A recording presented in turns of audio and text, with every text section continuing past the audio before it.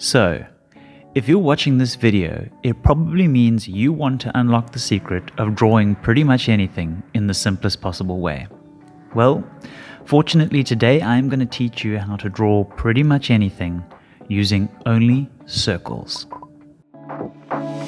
What you'll need is a notebook or piece of paper, a pencil, an eraser, a blue pencil crayon, which I'll explain about in a few moments, and a black pen or a fine liner pen. I discovered this technique while doodling by accident, and many years later it still forms the foundation of all of my drawings.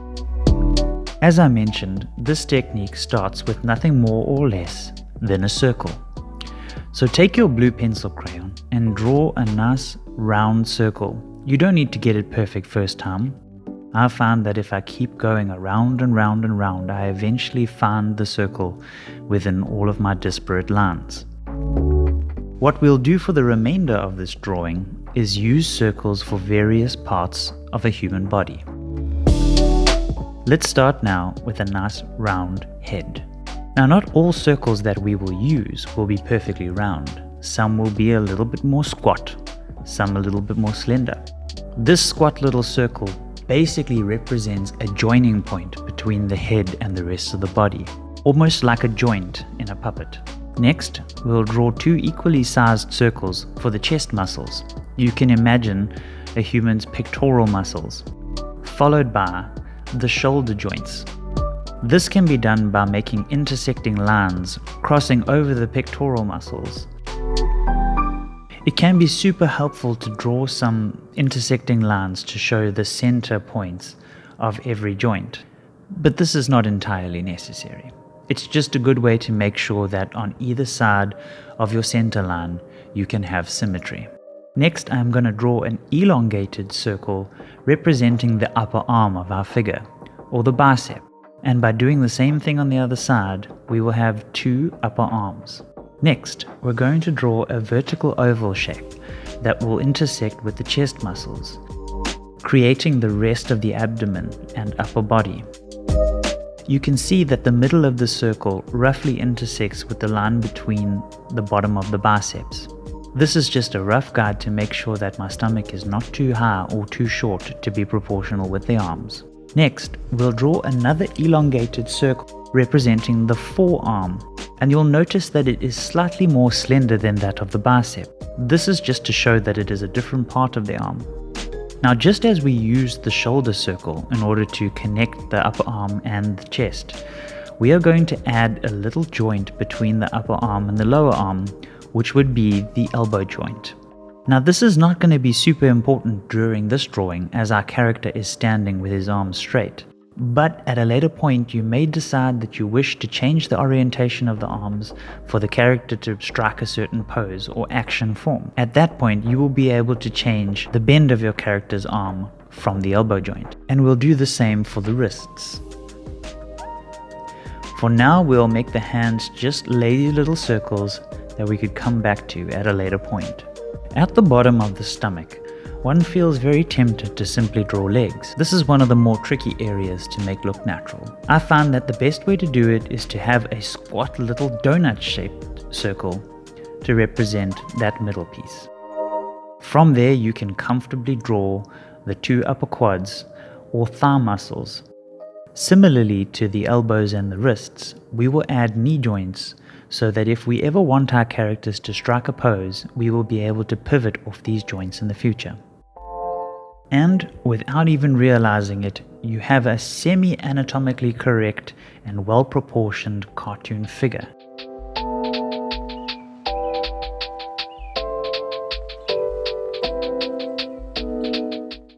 Before we add any major details to this drawing, I want to tell you why we used the blue pencil crayon in the beginning. The reason is that when going over the blue pencil crayon with a pencil, the hardness of the grey graphite contrasts so much to the blue pencil crayon that is so soft and light, you hardly see the blue scaffolding of your drawing.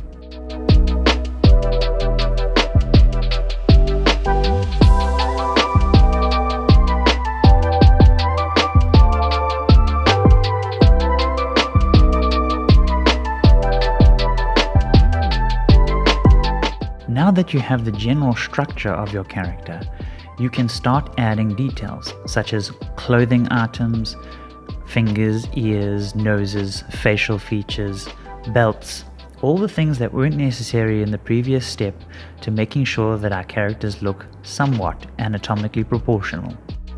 And here I give our little character a bit of a goofy cartoony face.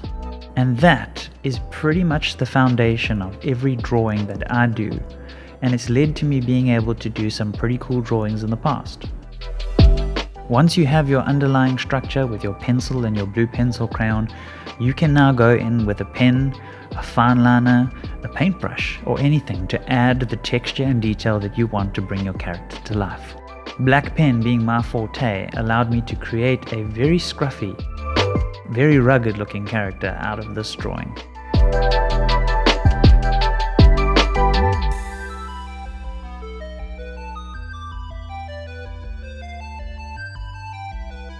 As you will see, my style in drawing with pen is anything but neat. But this scratchy effect can have its benefits, as it allows quite a grungy look on our rugged character man.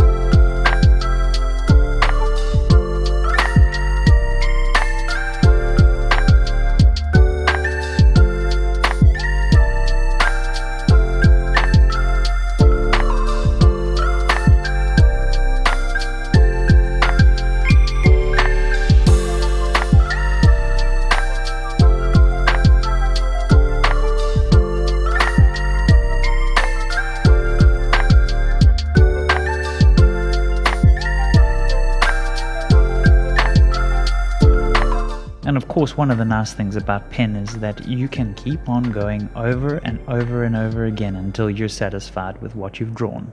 It seems like I have drawn some kind of scruffy hipster dude, probably a surfer or a skateboarder. By the look of those boots, he could even be a motocross rider. And I know that this is not a marvelous piece of art. That wasn't the point of this video. The point of this video was to show you how to draw a character that somewhat resembled an anatomically proportional person. You can use this technique in order to have a person crouching down, bending, throwing a ball, riding a bike. You can even use it for animals and monsters.